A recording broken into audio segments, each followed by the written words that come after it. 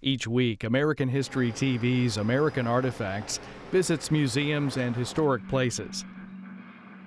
Hello, my name is Keith Huxon, and I am the Samuel Zemurray Stone Senior Director of Research and History here at the National World War II Museum in New Orleans. We're standing in the Road to Berlin Permanent Gallery exhibits, which opened in December 2014 after several years of development.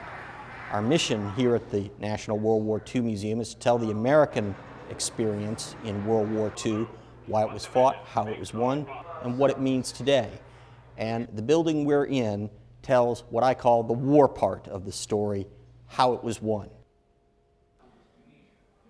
In the museum, we try to build in environmental challenges that the U.S. faced, our forces faced around the world in World War II. And so in North Africa, of course, the desert is as big of a challenge as the enemy at times.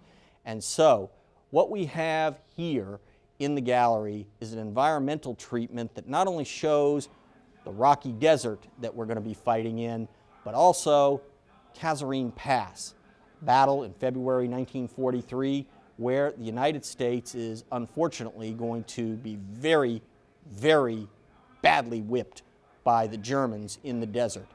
Many of our viewers may remember the famous scene in the movie Patton, where George Patton is then brought in to try and reorganize American forces to fight in the desert and beat the Germans.